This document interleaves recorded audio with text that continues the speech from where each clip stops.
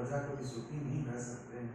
कंसे मातुलनानंगं स्वानंगस्तत् प्रजासुनः।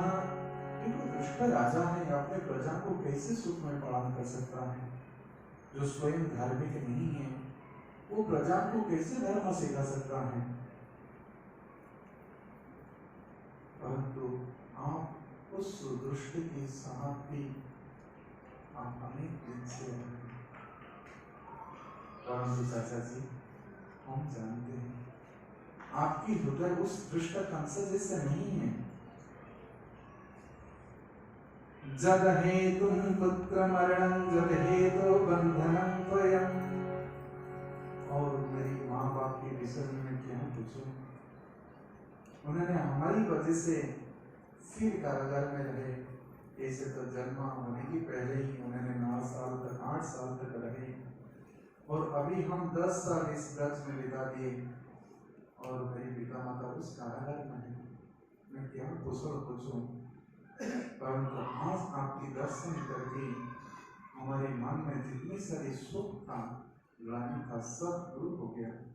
दिष्ट्याद्यं दर्शनं स्वानं वैहावं स्वम्य संतिपन्। आज बहुत अच्छा हुआ। इस प्रकार दोनों भाई ने अकुरस की हाथ पकड़ करके उनको स्वागत करके मधुर संभाषण के द्वारा ब्रज से निकले। और नंद बाबा देखिए, इस दोपहर के समय अकुल आया है, तो अकुल वसुदेव के भी भाई लगेंगे, और इस तरफ नंद बाबा के भी भाई सकता। तो जब घर में पहुंचे, उनको अच्छे से स्वागत किए, अतिथि सत्कार हुआ, और संध्या समय हो गया था। तो नंद बाबा ने अपने भाई के लिए बहुत सुंदर स्वादिष्ट व्यंजन और भोग सामग्री बनाई। भगवान सालग्राम के रूप में नंद बाबा के घर में थे, नारायण सालग्राम। तो उनको भोग लगा के और उनको प्रसाद दी, और विश्राम करते समय भगवान ने हंस दिया। चाचा जी बताइए, किस प्रयोजन से आप आए हैं? पृष्ठं भगवतां सर्वा वर्णयामास माधवा वैरानुबंध जदसु वसुदेव बभूत्यः। तो अकुल ने सारी बात बताई कि देखो, जब नारद जी ये सारे रहस्य बता दिए कि किस प्रकार वसुदेव ने आप दोनों भाई आपको पहुंचाया था इधर नंद भवन में, तो तुरंत वो अपने खड्ग निकाल करके वसुदेव को मारने के लिए उद्यत हुआ। परंतु नारद जी ने उनको समझाए और कहे कि आपकी तो गांड ब्रज में बढ़ रहा है, और यदि आप वसुदेव को यहाँ पर मार दोगी तो ये संदेश सुनकर के तो भाग जाएंगे आपके सब लोग। तो इसलिए आप अपने शत्रु को इस स्थान पर बुलाए। तो नारद देव दर्शन, नारद का दूसरे नाम है जो भगवान को दर्शन करा दे। तो नारद जी इस प्रकार जब सलाह दी, उस सलाह के अनुसार कंस ने आप दोनों भाइयों को मारने के लिए किसी प्रकार के आयोजन किया है, धनुर्जय किया। तो भगवान इस बात को सुनकर के अंदर से बहुत हर्षित थे। बहुत अच्छी बात है, बहुत दिन हो गया, हम एक बार ही जन्म के समय पिता माता को दर्शन किए थे, लेकिन हमारी वजह से पिता माता कितनी कष्ट भोग कर रहे हैं, हमको इसको असर है। लेकिन ये बात पिताजी को नहीं बताना नंद बाबा से, हमको केवल कहना कि दोनों देखे हैं, हमका केवल ये रहस्य पूछ ली, आपका हमारी बहुत अंतर है कहाँ से। तो अब गुरु जी जाकर के नंद बाबा को ये संदेश दिए कि कंस ने क्या संदेश भेजा है। तो उन्होंने अगले दिन सारे गोपों को ये संदेश पहुंचा कि चलो धनुर्यज्ञ है, हम सवेरे सवेरे निकल जाएं। अगहन की महीना है, तो सारे ब्रजवासी अपने अपने भेंट लेकर के आ गए और नंद बाबा कहा कि चलो हम लोग पैदल यात्रा करते हैं और ग्वालपाल भी हमारे साथ चलेंगे आगे, और कुछ ग्वालपाल कृष्ण बलराम के साथ चल पड़े। तो सब ब्रजवासी दही दूध की भेंट लेके आ गए और कृष्ण बलराम सवेरे सवेरे स्नान आदि करके वस्त्र श्रृंगार करके उन्होंने बैठ के रथ में। लेकिन ये बात गोपियों को पता नहीं चला था कि कृष्ण बलराम वृंदावन से मथुरा जा रहे हैं। तो एक गोपी ने जाकर के संदेश दिया, अरे सखी तुम जानते हो हमारे जीवन स्वरूप कृष्ण और बलराम आज वृंदावन छोड़कर मथुरा जा रहे हैं कृष्ण कंस के पास, और कंस ने इस अक्रूर को भेजा है। वो कैसे नाम है जो हमारी प्राण स्वरूप, हमारे आंख के लिए, हमारे प्राण के लिए जीवन स्वरूप है, उनको देखकर कि हम कैसे जीवन धारण कर पाएंगे न देखकर। तो सचमुच ऐसा है? कहता हाँ, ये तो दोनों भाई रथ पर बैठ गए हैं और ये ग्वालपाल भी देखो, ये बच्चे को क्या बुद्धि है, ये भी सब आतुर होकर कि इस धनुर्उत्सव को देखने के लिए वो भी चल पड़े हैं, और ये सब बड़े बड़े गोप उनकी भी बुद्धि मार गई, ये कृष्ण को कैसे भेज रहे हैं। इस प्रकार आपस में चर्चा करते हुए कहते चलो कम से कम हम जाकर के रोकते। तो सारी गोपियां अपने हृदय की व्यथा को व्यक्त करते हुए कृष्ण बलराम के रथ के सम्मुख ऐसे खड़े हो गए और कहने लगे, एवं ब्रुवाणं विरहातुरं दृशं ब्रजस्त्रिय कृष्ण विसिक्तमानसा विसृज्य लज्जारदो ससुरं गोविन्द दामोदरमाधवेति।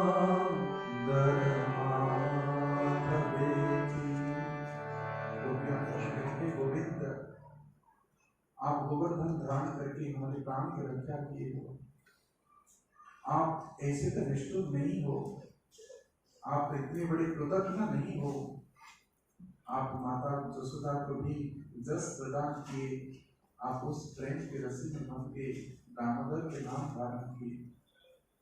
हे माधव, हे लक्ष्मी पति, लक्ष्मी देवी इसलिए आपके चरण को नहीं छोड़ती हैं, परंतु हम भी आपकी दासी हैं, हम सब कुछ छोड़ करके आपके चरण की दासी बन गए हैं। और ये जो वाणी उनकी मुख से निकल रही थी, ये हृदय के उद्गार ऐसे था। तो सुखदेव गोस्वामी कहते एवं ब्रुवाणं विरहातुरं दृशं, उनकी विरह, उनकी कष्ट कोई सीमा पर नहीं थी। इट इज एक्सट्रीमली दृशं, इसको वर्णन करना बहुत कठिन है कि कितनी दुख है, कितने संताप है। और उन्होंने उस मुख खोलकर की व्यक्त नहीं कर पाए, परंतु उनकी भावना को इस प्रकार करें, ब्रजस्त्रिय कृष्ण विसिक्तमानसा विसृज्यं लज्जां रुरुदुं ससोरं। उनकी अभिव्यक्ति केवल हुई रोने की द्वारा, विसृज्यं लज्जां, उनकी और मस्तक पर मुकुट नहीं थी। कुछ स्त्रियां विवाह कर चुके थे, कुछ गोपियां अविवाहित थी, लेकिन सबके प्राण स्वरूप में भगवान उनकी एक एक शब्द को सुन रहे थे। ऐसे अनेक स्तुतियां जो सुखदेव गोस्वामी व्यक्त किए केवल आंसुओं के द्वारा व्यक्त की है। भगवान सुनकर के उनके दुख को दूर करने के लिए एक मधुर मन का मुस्कान कहते देखो मैं कभी आपको छोड़ के नहीं जा सकता हूँ। ऐसे कहा जाता है कि वृंदावन छोड़कर के भगवान कृष्ण एक पग भी दूर नहीं जाते। वृंदावन परित्यज्य पदम एकम नगत से एक पग भी नहीं जाते।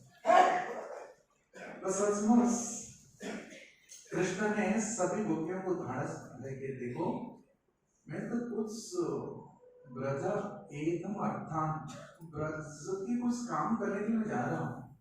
कुछ ऑफिशियल काम पड़ा नंद बाबा की, क्योंकि कंस तो राजा है और उनकी जो आदेश है करत राजा को ऐसे ही पालन करना पड़ेगा। और मेरे पिताजी तो उनके अधीनस्थ राजा हैं और उनकी आदेश है और मैं सच कहता हूँ 2-3 दिन में कार्य संपन्न करके आ ही जाऊंगा।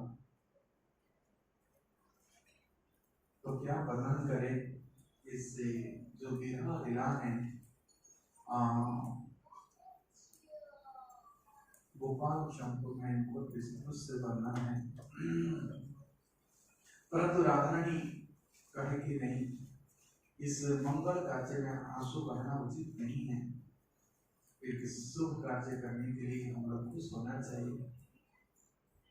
परंतु जहां तक अक्रूर की रथ चलते रहा और रथ की धूली उड़कर जहां पर दिखाई पड़ते रहा तो गोपिया ने उतनी देर तक उतनी रास्ता तक प्रतीक्षा की और दर्शन की। फिर अक्रूर जमुना में स्नान करते हैं, कृष्ण बलराम को रथ पर बैठा थी और अक्रूर जब स्नान करने के लिए गए तो देखे डुबकी लगाई, अरे ये कौन है? ये कृष्ण ही वासुदेव बन गए, वासुदेव और बलराम बन गए अनंत सत्या और अनंत से संकर्षण।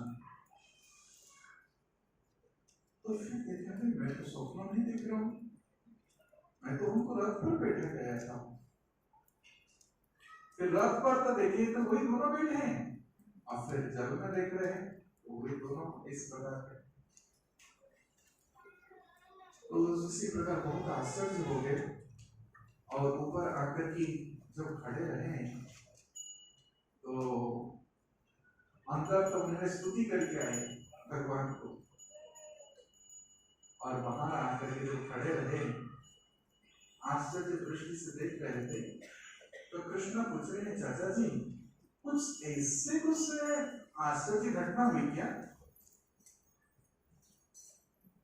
तो जो कुछ आश्चर्य है ये तो सब आपकी शरीर में है।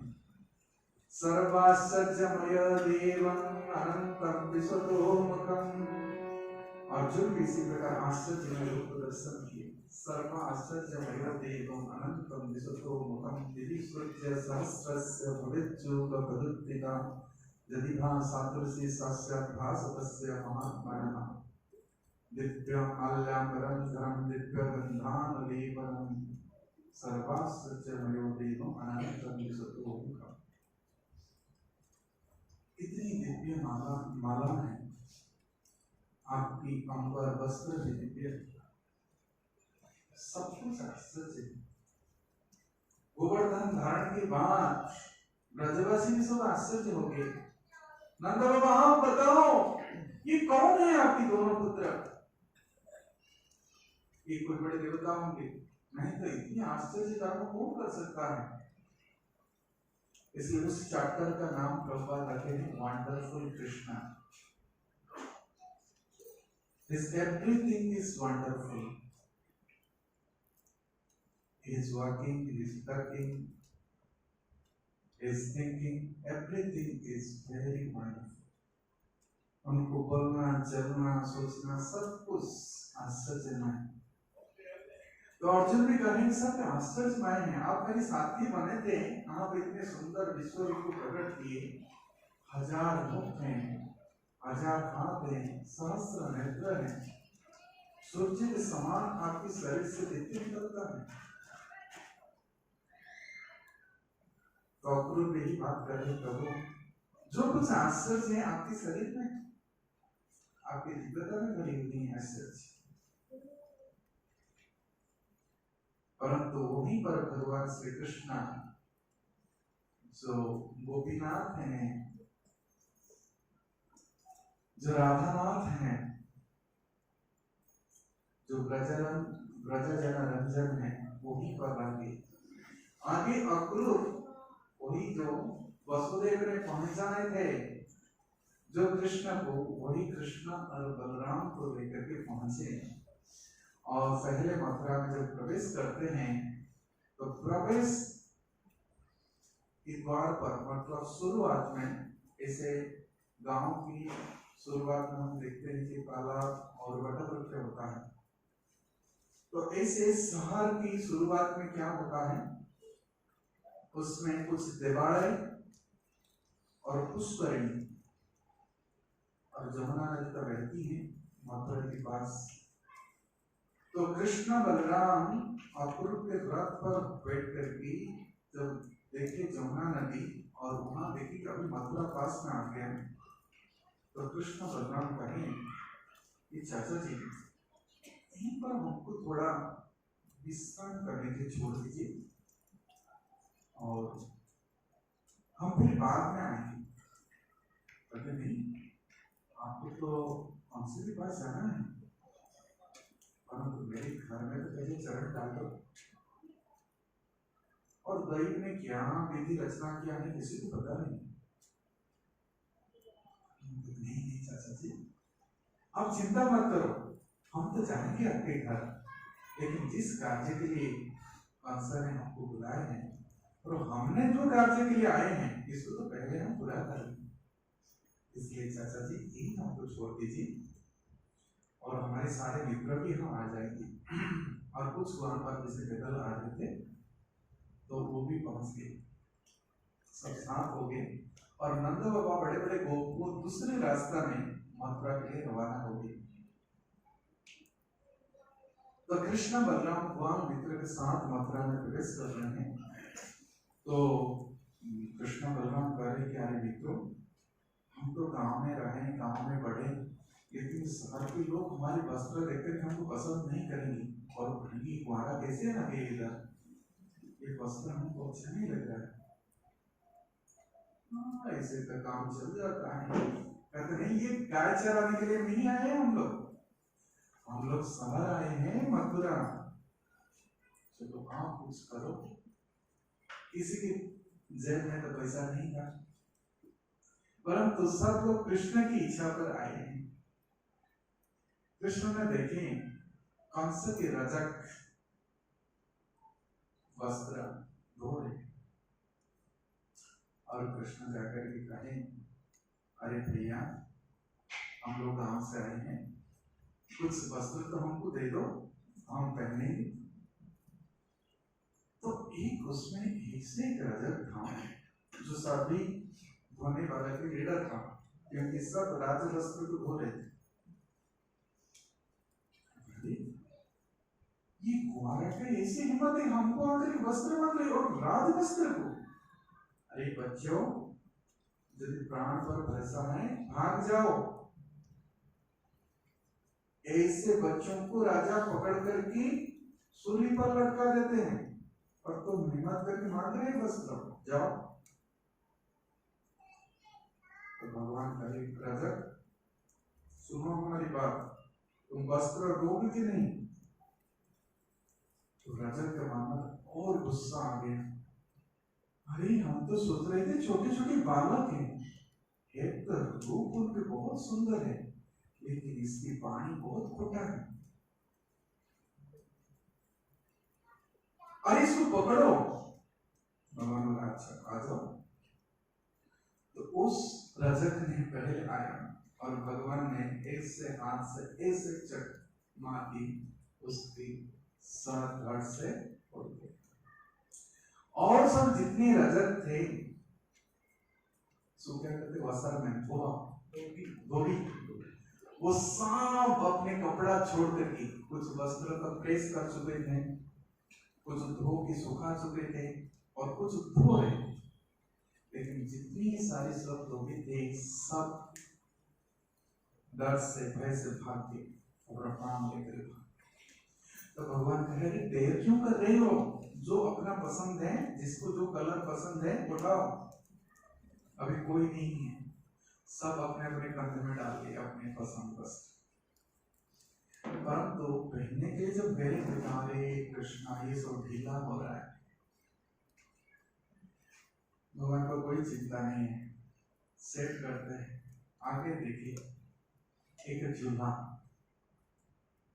और वह कृष्ण बलराम को देखा, तुरंत प्रणाम किया। भगवान कहते प्रणाम करने से काम नहीं चलेगा, तुरंत काम करो, सबकी वस्त्र सेट कर दो, और कुछ ही समय, हमारे पास इतने समय नहीं है।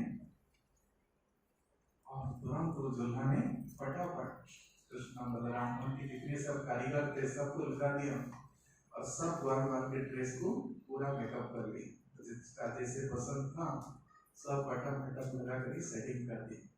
सब द्वार में पहन लिए, बहुत खुश हो गए, राम कृष्ण बहुत अच्छा लग रहा है। अभी चलो तो आगे देखें, एक माली, श्री राम माली, तो उनको कह रही तुम इतनी सुंदर फूल की माला बनाए हो? कहते नहीं प्रभु ये तो आपके लिए है। और भगवान को देख करके प्रणाम किया, सारी गौर को सुगंधित पुष्पों की माला पहना करके प्रणाम निवेदन किए। और भगवान ने इस दुल्हा को भी आशीर्वाद दिए कि इस जीवन के बाद तुम मेरे धाम को प्राप्त करोगे। और इस श्री राम माली को ऐसे वर दिए कि ये संसार के जितने ऐश्वर्य हैं सब आपको अनायास से प्राप्त हो जाएगा, आप कभी दरिद्र नहीं रहोगे,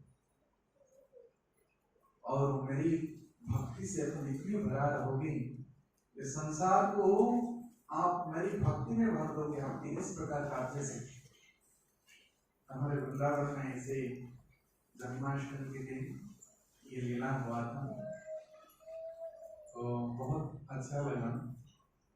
हम बहुत दिनों और बहुत बड़े बड़े वहाँ पर पार्टिसिपेट किए थे, तो हमको दिए थे ये सुदामा माली का अभिनय। हमारे वस्त्र फट गए, हमको एक पुराना वस्त्र पहने थे, तो दैन्य भाव तो नहीं था, लेकिन कृष्ण बलराम की जो आशीर्वाद वचन है वो से भर गया हृदय। उन्होंने कहा कि कभी आपको मेरी भक्ति से वंचित नहीं होगी, और वो सदा ये ऐश्वर्य को प्राप्त करके आपके मन में कभी गर्व व अहंकार नहीं आएगी। तो आगे कृष्ण बलराम भगवान को साथ में लेकर के चल पड़े, लेके चलो मथुरा नगरी आ गया, कंस की राजधानी। और वहाँ एक बहुत भक्ता स्त्री जिसको कुबड़ी लोग बोलते थे, लेकिन हाँ उसका नाम है त्रिवक्त्रा। 3 टेढ़ी थी, जैसे सर झुक जाती थी, कमर झुक जाती थी, और पैर घुटना ऐसे टेढ़ी होकर के, अष्टवक्र तो नहीं थी लेकिन 3 टेढ़ी थी। वो भूमि देवी, भूमि देवी गंधा प्रदान करती, परंतु क्या करे, जब ऐसे असुरों की राज हो जाता है तो बड़े बड़े देवता भी इन असुरों की सेवा करने लग जाते। हिरण्यकशिपु जब शासन किया तो नारद जी भी अपने बीड़ा बजा करके हिरण्यकशिपु को कीर्तन करते थे। इंद्र ने टहल बनकर की हिरण्यकशिपु को स्नान करने के पानी भर के रखा। ऐसे तमोगुण बनने पर असुर का शक्ति बढ़ जाता है और सत्वगुणी देवता उनके अधीन हो जाते हैं। गीता में भगवान का कभी रजोगुण बढ़ जाता है तो तमोगुण और सत्वगुण डाउन हो जाता है, और सत्वगुण बढ़ जाता है तो रजोगुण और तमोगुण डाउन हो जाता है। तो इसी प्रकार ये गुण का खेल चलता है। तो कंस असुर होकर भूमि देवी को अपने सेवा में लगाई, और अंगराग लेकर वो कंस को श्रृंगार करते थे। तो भगवान पीछे से पुकारने लगे, हे सुंदरी। तो वो चौंक पड़ी, अरे मुझे तो सब चिढ़ाते हैं, अरे टेढ़ी कोड़ी, ये कौन है, इनकी वाणी में इतनी मिठास, ये कौन है। घूम करके एक बार नजर डाली उनकी आंख भर गई। भगवान तुरंत उसके पास पहुंच गए। क्या है तुम्हारे नाम? अरे सब तो मुझे कुकड़ी कहते हो। कहते नहीं, तुम कुकड़ी नहीं हो, तुम सुंदरी हो। नहीं, कहाँ मेरी भाग्य है इससे। मैं सचमुच तुम्हारा हृदय इससे सुंदरता से भरी है, तुम सुंदर हो। हाथ में क्या है? अंगना। किसके लिए? महाराज कंस के लिए। क्या करते हो? यही तो काम करते हो। महाराज को सुंदर है, क्या हमको भी करोगे? आपको? हाँ। तुरंत भगवान की सुंदरता को देखकर की कंस के भय दूर हो गए और कहा आज मैं तुमको ही सजाऊंगी। कंस को सजाते सजाते वही टेढ़ी टेढ़ी रह गई, वही कुकड़ी रह गई। आज इस अंगराग को आपको देखकर मैं अपना जीवन सार्थक करना चाहती हूँ। उन दोनों को बैठा ही सुंदर आसन दी, अपने जैसे कुछ कपड़ा बिछा दी और भगवान की वस्त्र के अनुसार उनके शरीर में अंगराग लगाई, पीले अंगराग लगाई। और बलराम के वस्त्र नीला था तो नीला अंगराग, और मां इसी प्रकार थोड़े थोड़े सुंदर था। भगवान ने कहा कि मैं तुमको कहा था ना तुम सुंदरी हो, तुम अपना रूप को देखो, सामने आओ। भगवान ने इसके पैर को अपनी अंगुली में दबाए और दो हाथ की दो अंगुली में उसकी थोड़ी के ऊपर उठाया और इतनी ही स्पर्श से वो एकदम सीधा हो गई और सचमुच सुंदरी बन गई। ऐसे मानो स्वयं लक्ष्मी जी हो गई, वो तो थी ही भूमि देवी। तो भगवान इतने सुंदर सर्जरी करते हैं, बाईपास सर्जरी, तो कोई हॉस्पिटल जाना नहीं पड़ेगा। तो भगवान के स्पर्श से प्राप्त करके और सचमुच देखा कि कितने सुंदरी हो गए। भगवान जो कहते हैं वही करते हैं। और उन्होंने भगवान के पीताम्बर को पकड़ लिया, चलो चलो मेरे घर। भगवान कहते कुछ कार्य है, उस कार्य करके मैं आऊँ। तो ऐसे जैसे भगवान राम लक्ष्मण के साथ उस धनुष को देखने के लिए गए विश्वामित्र के साथ, तो अभी वही कृष्ण बलराम उस धनुष देखने के लिए गए कि जिसके लिए जगी हो रहा है वो कैसे धनुष है। तो भगवान बाल के साथ में गए, लेकिन बड़े बड़े गोप तो वो दूसरी जगह में जाके पहुंच गए, उनके लिए अरेंजमेंट ट्रांसफर किया था ठहरने के लिए। और ये वान ने जाकर के जब पहुंचे तो सिक्योरिटी ने उस धनुष को इसे सुरक्षा दे रहे थे और ब्राह्मण लोग ने मंत्र उच्चारण करके पूजा कर रहे थे। तो भगवान जाकर पूछे क्या हम लोग इस धनुष को देख सकते हैं? कहते ब्राह्मण से पूछो। तो मुख्य पुरोहित जो था उन्होंने एक बार नजर डाला, जो सचमुच सामने उच्चारण कर रहा था, पवित्र हृदय वाला था। उन्होंने कहा हाँ, तुम्हारे जैसे सुकुमार बालक क्या इस धनुष को नहीं देख सकते? आओ बच्चे देख लो। भगवान को वहां दर्शन की और कहे क्या हम इसको छू सकते हैं? हम छू करके प्रणाम करना चाहते हैं। तो भगवान ज्यों ही उस धनुष को उठाए और तो राम जी ने उसी प्रकार किए थे। और परशुराम बहुत क्रोधित होकर कहे थे, अरे तुम इसको साधारण धनुष मानते हो, तो सिर्फ धनुष है और मेरे पास विष्णु की धनुष। और वही विष्णु धनुष से कंस के पास था, ये परशुराम, तो वो राम जी को तोड़ दिए, वो तो देवराज को मिला था।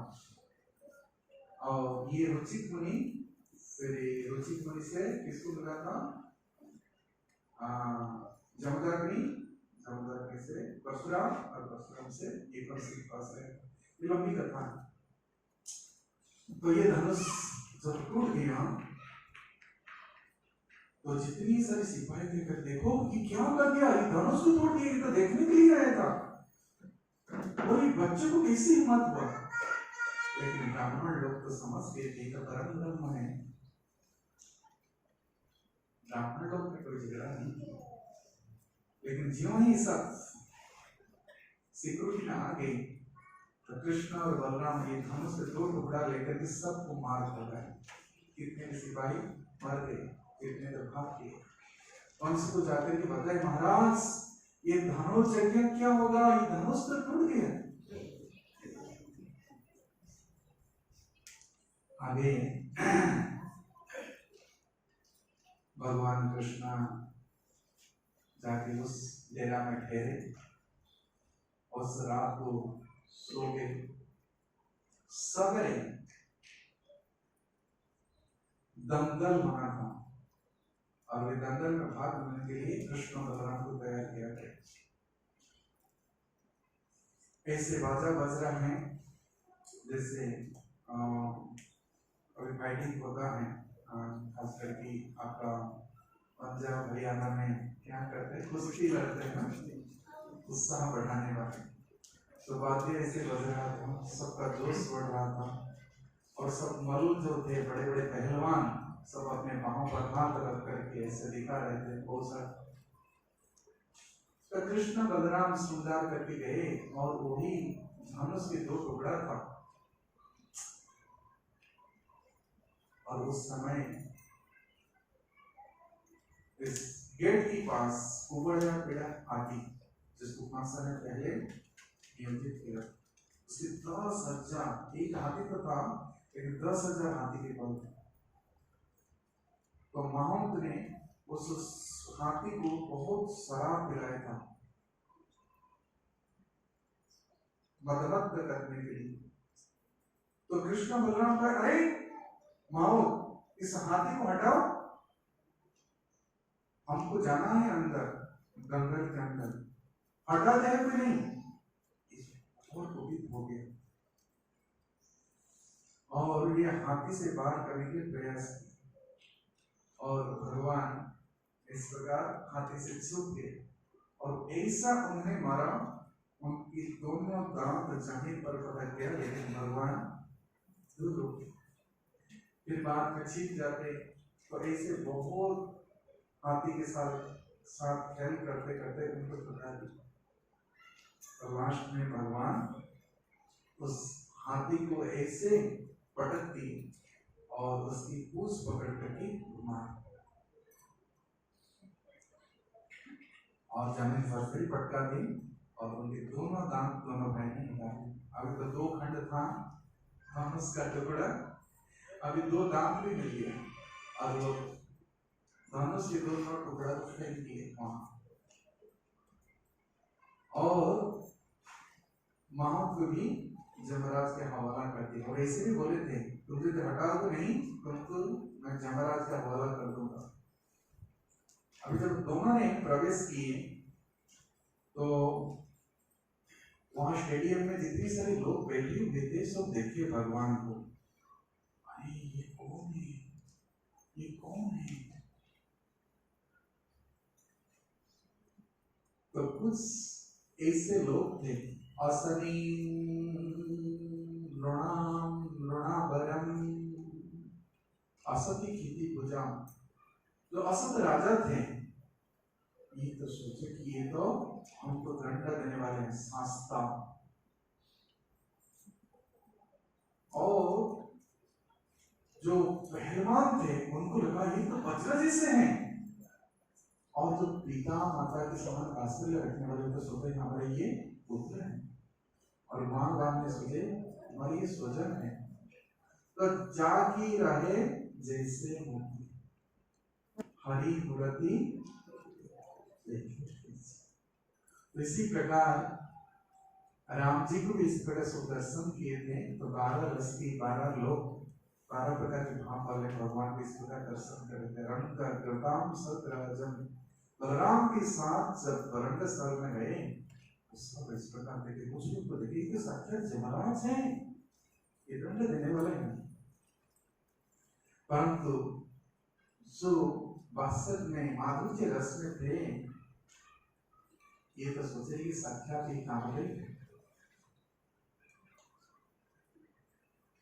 जब कृष्ण बलराम पहुंच गए तो चाणूर और मुष्टिक कहे कि देखो हम लोग सब कंस की प्रजा हैं और प्रजा की धर्म है राजा को संतुष्टि प्रदान करना, और राजा चाह रहे कि हमारे अंदर दंगल हो। कृष्ण बलराम कह रहे कि देखो हम तो सब बच्चे हैं, हम तो खेल करते हैं, कुश्ती करते हैं, लेकिन हम अपने मित्रों की बराबरी के साथ करते हैं, हम तो बच्चे हैं। अरे तुम लोग बच्चे हो, अभी 10,000 हाथी की बल रखने वाले कुबड़िया पिड़ा को तुम मार के आए हो, तो कहते बच्चे लड़ो हमारे साथ। नहीं भाई, हम तो लड़ नहीं सकते, देखो ना हमारे कितने सुकोमल शरीर दिखा रहे हो, बल तो है आपके पास, नहीं तो हाथी को कैसे मार दिए और उसके दांत उखाड़ के लाए हो। तो दोनों भाई तुम्हारे शरीर में इसको कितने खून लगा है,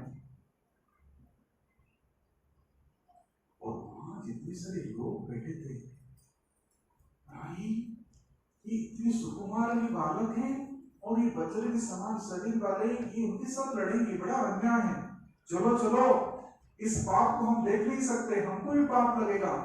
तो कुछ लोग उठने लगे, भगवान ने इशारा किया ठीक है। तभी चाणूर के साथ भगवान कृष्ण अपने पेंडा बांध लिए। ठीक है भाई, तुम लोग कहते हो राजा को खुश करना है, हम तो प्रजा हैं और हमारे बाप भी इस कंस के अधीन राजा हैं, हम भी उनके लिए ही आए हैं, ठीक है जो भी होगा। बलराम भी ऐसे खड़े हो गए और दोनों भाई चाणूर और मुष्टि के साथ लड़े। तो ये भी उनको पटक देता था, उनको भी पटक देता था। तो इसी प्रकार बहुत समय है और भगवान ने चाणूर को ऐसे उसके पैर पकड़ करके घुमाए, उसके प्राण उड़ गए। और मुष्टि को बलराम ने एक का मुक्की मारे उसके मस्तक पर, वो खून उड़ाने लगा। तो फिर इसके बाद सात और दोसर और उठ ये भी आए सब पहलवान बनने के लिए, और दंगल में बातें बज रहा है। तो जब सारे मल्ल सब खत्म हो गए तो कंस ने जोर जोर से कहने लगा, अरे बंद करो, गजा वजा सब बंद करो, ये वसुदेव को पकड़ लो, इसको बंदी बनाओ, ये नंदा से सारे धन छीन लो। इस प्रकार प्रणाम करने लगा कंस, लेकिन उनकी बात को कौन सुने। लेकिन और बज रहा था कि सब लोग खुश थे, बहुत अच्छा हुआ, ये लोग अपने ताकत दिखा रहे थे कि गांव से आने वाले छोटे बच्चों से हार गए, बहुत अच्छा हुआ, अपने घमंड दूर। तो कंस के पास गए दोनों भाई, और कंधे पर भी वही दोनों भाई का दोनों हाथी टिका थे। तो कंस ने देखा मृत्यु भोजपति, भोजपति को ऐसे लगा ये तो साक्षात काल है, मृत्यु है। उन्होंने अपने प्राण बचाने के लिए उन्हें तलवार निकाल लिया, अपने ढाल तलवार निकाल ली। लेकिन भगवान कृष्ण गए और अपने मामा को उस सिंहासन से उतार दी और इतनी जोर से जमीन पर पटका दी उनके मुंह से तक खून हो गया। फिर भी उन्होंने हाथ में खड़ गए। और रात्रि में जो कुछ सपना देखा था कि गधे की पीठ पर चल रहा है और तेल पी रहा है, उनकी धड़ से सर बाहर निकल गया है, बिना सर के हैं, उनके चेहरा नहीं दिखता। तो आज वही सारे सपना जो रात में दिखा था वो साक्षात देखा, अरे वही है काल।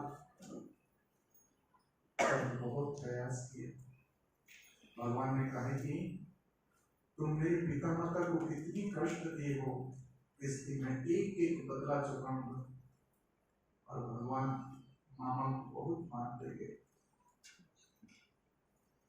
लास्ट में जमीन पर पटक दी। बलराम की कोई आवश्यकता भी नहीं था।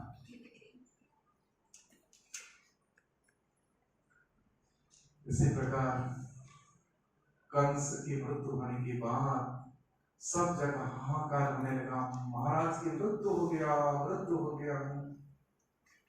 परंतु कुछ लोग थे, अधिकांश लोग तो स्टेडियम में बैठे थे, तो सबने एक स्वर से जयकार करने लगे, जय श्री नंदलाल की जय, नंद किशोर भगवान की जय, कृष्ण बलराम की जय। और उसके बाद कंस के 8 भाई ने विरोध आदि तो अपने भाई की भक्ति बदला लेने के लिए कृष्ण बलराम सब लड़ पड़े, और कृष्ण बलराम एक एक भाई को सबको संहार कर दी। और कंस की 2 पत्नी थे, हस्ती और प्रति, वो विधवा हो गए और अपने पिताजी के घर चल गए जरासंध के पास। जरासंध उनके ससुर था। और कंस बर्बाद होने के बाद तो वहां सारे ग्वाल एक साथ आकर वहां दंगल के बैठ गए, और उस वाद्य भी बज रहा था। कंस तो मर गया, उनके 8 भाई भी मर गए, और लोग की इतनी खुश उल्लास हुआ। सबने जितने सब मालाकार थे सब फूल मगा करके ऐसे पुष्प वृष्टि करने लगे, और ऊपर से देवता लोग भी पुष्प वृष्टि की। और ये दंगल को वसुदेव और देवकी भी देख रहे थे कारागार के पास, लेकिन अपने पुत्र की पराक्रम को देखकर के उनकी हृदय की बेटा सब दूर हो गया, अपने पुत्र को आलिंगन करने की लिए चल पड़े, और भगवान कृष्ण और बलराम पिता माता के चरण स्पर्श किए, हाथ जोड़ के प्रार्थना किए, माता पिता उनको माफ करना, आप तो हमको जन्म देने के लिए कितनी कष्ट सहन किए, लेकिन हम एक भी आपको सुख नहीं दे पाए। हम तक 11 साल तक ब्रज में जीत करके रहे, लेकिन हमारी वजह से आपको कितनी कष्ट मिला। और भगवान की बातों से इतनी अमृत की धारा बह रहा था, तो वसुदेव की कोई कष्ट नहीं रहा, देवों की कोई कष्ट नहीं, अपने पुत्र को आलिंगन किए। उसके बाद वसुदेव और देवकी कृष्ण बलराम को अपने घर लेके जाते हैं, और नंदबाब के साथ में चलते हैं, कुछ दिन वहां पर रहे, और फिर नंदबाब को विदाई देते हैं। वहां भी गई, नंदबाब के साथ आ गए, और कृष्ण बलराम वहीं रहते। नंदबाब को कहे कि हम कुछ दिन के बाद फिर ब्रज आ जाए, लेकिन वहां उन्होंने 17 साल तक लीला की, जरासंध की। हर बार 18 अक्षौहिणी सेना को, 21 अक्षौहिणी सेना को हर साल संहार करके उन्होंने भूमि के भार को उतार दी। ऐसे 18 बार, 17 बार युद्ध किए, और 18वां बार भगवान ने मथुरा छोड़ करके कहाँ चल गए, वहां पर उन्होंने 100 साल के लिए अपना लीला की। इसी प्रकार हम उस भगवान श्री कृष्ण की बाल्य ओपन किशोर लीला श्रवण किए, और उसके बाद फिर अवसर मिले तो भगवान की द्वारकाधीश राज की लीला को श्रवण करें। तो आज तक हम एक कथा को विराम देते हैं, और आज तो बहुत भक्त आए हैं,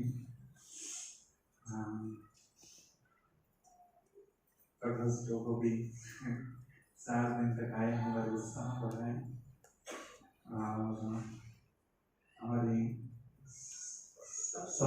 के तो वो भी आज आए। तो इसे भक्तों के समावेश में भगवान की लीलाओं को करने के लिए, सुनने के लिए बहुत उत्साह मिलता है, और ये है स्वतः प्रसन्नता ममवीर से संगीता। भक्तों के साथ भगवान की कथा व लीलाओं को श्रवण करने से एक रस व निर्यास उत्पन्न होता है। भगवान के हृदय रसायन कथा एक रस मिलता है। तो मैं आभार व्यक्त करता हूँ कि इसे बड़े वरिष्ठ वक्ता करके मुझे आशीर्वाद दी और भक्तों के उत्साह बढ़ाए। आपकी सबके सहयोग से आयोजन से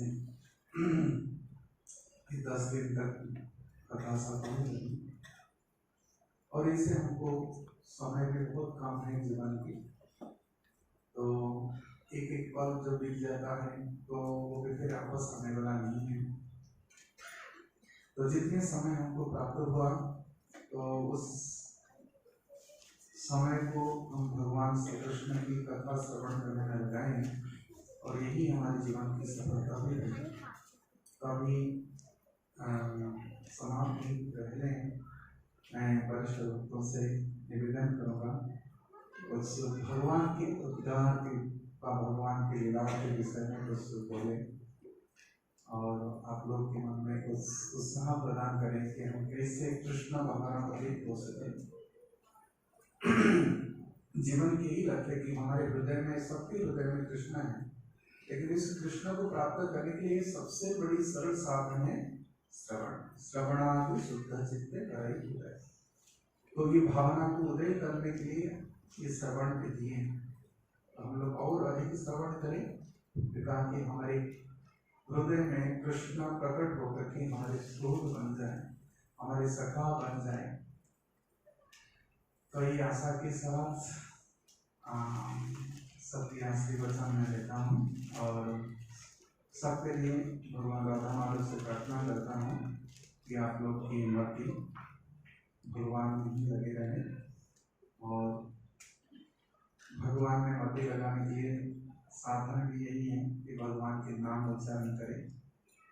हरे कृष्णा कृष्णा कृष्णा हरे हरे, हरे राम राम राम हरे हरे। बहुत बहुत धन्यवाद।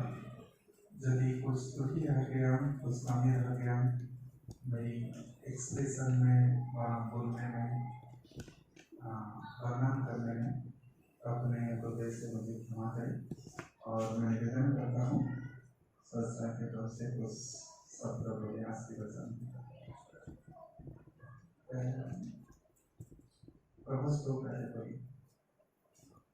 हरे कृष्ण। थैंक यू प्रभु जी, बहुत सुंदर कथा का श्रवण कराया आपने। भगवान की लीलाओं का बड़ी अच्छी तरह से आपने एक्सप्लेन किया। ये जितने भी राक्षसों की बदलीला हमने सुनी है, रासुर बकासुर, ये हमारे अंदर भी बहुत सारे राक्षस हैं। काम, क्रोध, लोभ, मोह, मद, मत्सर, ईर्ष्या, ये सभी को जो है रिप्रेजेंट करते हैं।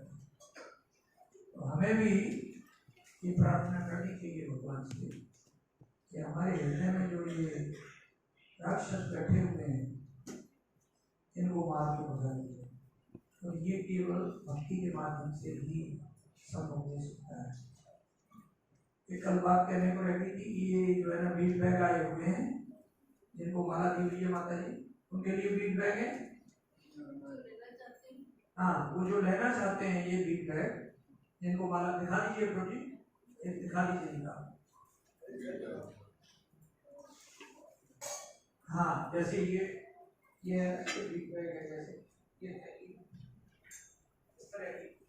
तो ये जिसको भी चाहिए वो ले सकता है यहाँ से।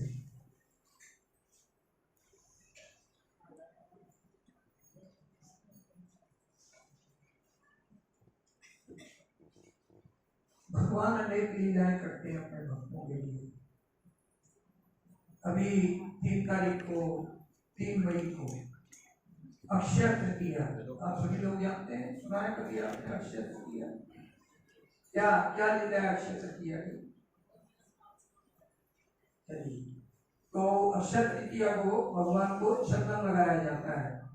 अक्षय तृतीया से लेकर 21 दिन तक चंदन लगाया जाता है। तो इसकी भी एक बड़ी सुंदर लीला है।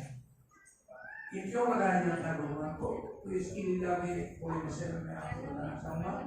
और भगवान के दर्शन करने के लिए आप इस्कॉन टेम्पल 36 में आ सकते हैं और भगवान की चंद्र लीला के दर्शन कर सकते हैं।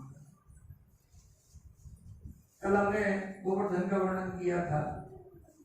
तो गोवर्धन की तलहटी में एक हमारे संत माधवेंद्रपुरी वहाँ पर आया करते थे और वहाँ पर बड़ा सुंदर गोपाल जी का मंदिर था हमारे गोवर्धन के ऊपर।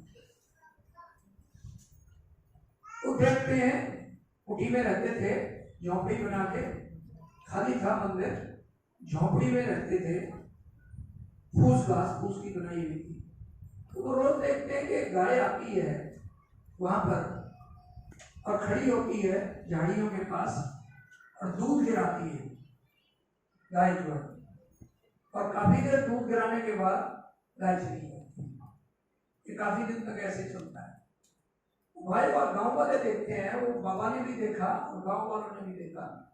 रात को स्वप्न में बाबा को भगवान कहते हैं कि बाबा, जहाँ पर गाय रोज दूध गिराती है वहां पर मैं जो है ना मिट्टी के अंदर दबा हुआ हूँ, मुझे कृपया बाहर निकालिए वहां से। ऐसा कहा जाता है कि जब मुगलों का शासन था, औरंगजेब का, तो वहाँ बड़ा सुंदर गोपाल जी का मंदिर था जो खाली पड़ा हुआ था।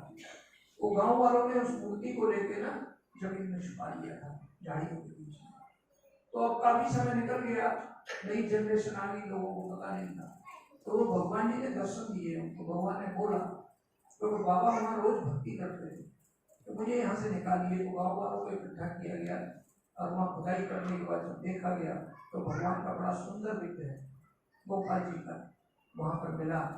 उसको निकाला गया और बड़े उत्सव के साथ उस मंदिर में स्थापित किया गया।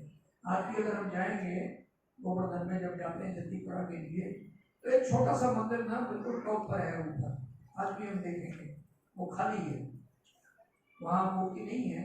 लेकिन कुछ जो हमारे पंडित पुजारी हैं वहाँ के, उन्होंने वहाँ दूसरी जगह मूर्ति स्थापित कर दी और वहाँ पर बड़ा भव्य पूजा का जो है ना वो करते हैं रोज शाम को। तो आरती भी होती है और दर्शन भी होते हैं। काफी दिन तक ये चलता रहा आरती पूजा का। एक दिन भगवान फिर उनको स्वप्न में कहते हैं कि बाबा, इतने सालों से मैं इस जमीन में दबा रहा, मेरे शरीर में गर्मी हो गई है, बहुत ज्यादा गर्मी है, तो मुझे चंदन का लेप करो, आप शीतलता प्रदान करो मेरे शरीर को, और आप मलय चंदन लेके आओ।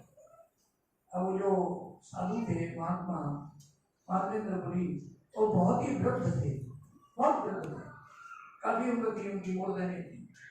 अब आप अंदाजा लगाइए कि वो गोवर्धन वृंदावन से वहाँ इतनी दूर जाएंगे मलय चंदन लेने के लिए, साउथ में मलय चंदन लेने के लिए। उन दिनों कोई ना हवाई जहाज था, ना रेलगाड़ी थी, ना कुछ था, पैदल जाना होता था, जंगल थे, पैदल गए, काफी टाइम लगा।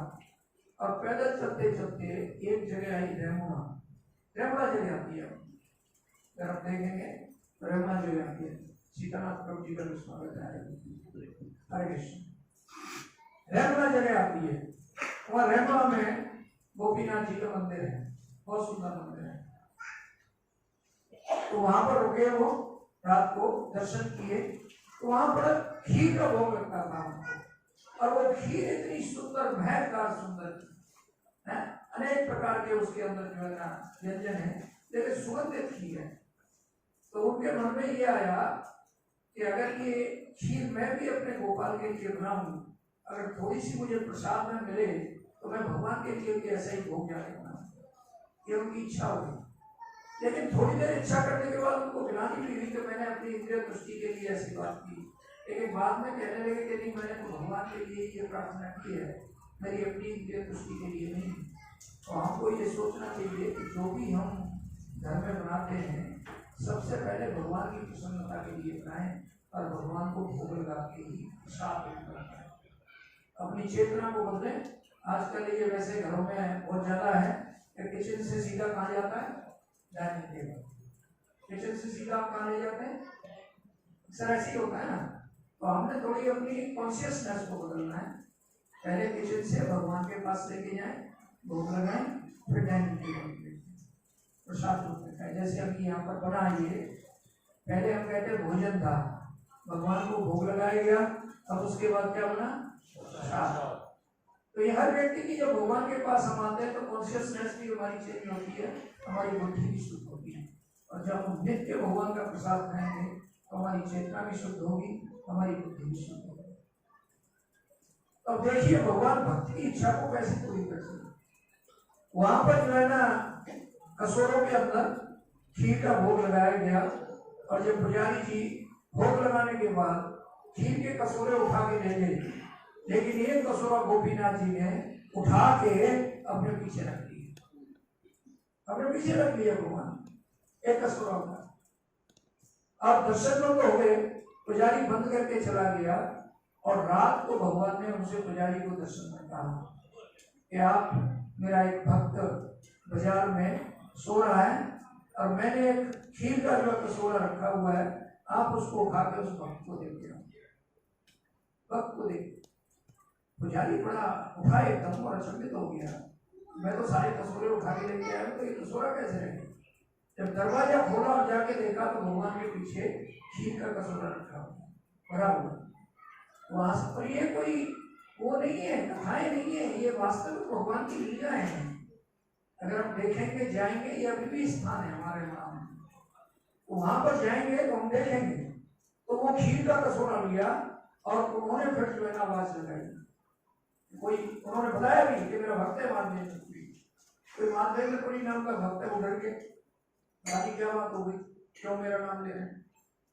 लेकिन वो आए डरते डरते, उन्होंने प्रणाम किया, तो वो पुजारी जी ने उनको वो कसूरा दिया कि ऐसे ऐसे भगवान ने मेरे से बोला है, और ये कसूरा मैं आपके लिए ही उन्होंने रखा है। और उन्होंने सारी कहानी सुनाई, तो बड़े प्रफुल्लित हुए। और उस दिन से वहां गोपीनाथ जी का नाम क्या हो गया है, खीर चोर गोपीनाथ। भगवान ने खीर चुराई थी, इसलिए भगवान देखो कितने सुंदर सुंदर नाम मिलते हैं भगवान को। माखन चुराया तो क्या नाम मिला, खीर चुराई तो भगवान का नाम हो गया खीर चोर। रण से जिस टाइम प्रभु जी बता रहे थे, वहां जरासंध के साथ जब युद्ध हो रहा था, तो वहां कालियवन आया था, जरासंध को बार बार हरा दिया। कालियवन को यह वरदान था कि उनको कोई मार नहीं सकता, लेकिन भगवान से कौन बच सकता है, भगवान से कौन बच सकता है। तो भगवान ने ये लीला की, कालियवन से युद्ध कर रहे हैं भगवान, और युद्ध करते करते करते करते उसको एक, मैं शॉर्ट में आपको सुना रहा हूँ, वो गुफा भी वहां पर होती है ऊपर जो, आज भी जाएंगे तो आपको कृष्ण देखने को मिलेगा। तो वहां पर मुचकुंद महाराज सोए हुए थे। मुचकुंद ने असुरों के अगेंस्ट जो है देवताओं के साथ युद्ध किया था, और काफी सालों तक, हजारों साल तक युद्ध हुआ। और जब जो है ना वो युद्ध जीत लिया, तो उसके बाद मुचकुंद ने कहा कि मैं अब जाना चाहता हूँ, मुझे आज्ञा दीजिएगा, मैं थक गया हूँ, मैं सोना चाहता हूँ। तो उन्होंने कहा कि ठीक है आप सोइए। तो उन्होंने कहा कि मुझे एक वरदान दीजिए कि जो भी कोई उठाएगा और मेरी दृष्टि जिस पर पहले पड़ेगी वो भस्म हो जाएगी। तो मुचकुंद महाराज उस गुफा में आके सो रहे थे, और भगवान जानते हैं कहाँ किसके साथ क्या करना है, क्या लीला करनी है। वो ऋषि के श्राप को भी सिद्ध करने के लिए, ऋषि ने जो वरदान दिया था उनको, अपने कालियवन को, उसको सिद्ध करने के लिए, और जो उन्होंने वरदान दिया था देवताओं में, उसको भी सिद्ध करने के क्या लीला की भगवान ने। वो मारना चाहते तो मार सकते थे कालियवन को, लेकिन ऋषि के श्राप, ऋषि के वरदान को वो निष्फल नहीं करना चाहते। तो कालियवन को भगाते भगाते ले गए, मैं जो नाम ले रहा हूँ, तो बार बार कहते हैं आओ, अपना पीताम्बर दिखाते हैं, आओ आओ, वो भाग रहा है। तो बाद में कालियवन ने उनसे कहा रण छोड़ के भाग रहा है, रण छोड़ नहीं। तो भगवान का एक नाम क्या हो गया, रण छोड़। भगवान अनेक अनेक जो भी नाम है भगवान के, हर लीला से संबंधित है किसी न, और भगवान ने अनेक लीलाएं की अपनी भक्तों के लिए। अनुग्रह आया भक्ता नाम, भक्तों को अपने पर अनुग्रह करते हैं, इसलिए कृष्ण को ही भक्त वत्सल कहा गया। भगवान कृष्ण का ही नाम है भक्त वत्सल, क्योंकि वो अपने भक्तों के प्रेमी हैं, भक्तों से भी प्रेम करते हैं और भक्त भी भगवान से प्रेम करते हैं। इसलिए भागवत में एक श्लोक आता है, साधु हृदयम साधुनाम हृदय स्वयं मदन्यते न जानन्ति न हम देवतो मनागति। ये भगवान कह रहे हैं। इसको कह रहे हैं प्रभु जी भगवान दुर्वासा ऋषि। जब अम्बरीश महाराज के प्रति अपराध किया और सुदर्शन चक्र पीछे है, तो दुर्वासा ऋषि इसे कह रहे हैं। वो कह रहे हैं भगवान से कहा कि मुझे बचाओ, आपका सुदर्शन मेरे पीछे लगा हुआ है। तो भगवान कहते हैं कि मैं कुछ नहीं कर सकता, ये तो मेरे भक्त में है, हम भक्त अपराधी हैं, मैं तो भक्त के आदि में हूँ, जो मेरा भक्त कहेगा मुझे करना पड़ेगा। तो ये सुदर्शन मेरे बस में नहीं है, अब तो इसको भक्ति ही रोक सकता है। तो भगवान ने ये श्लोक कहा ना, साध दो हृदय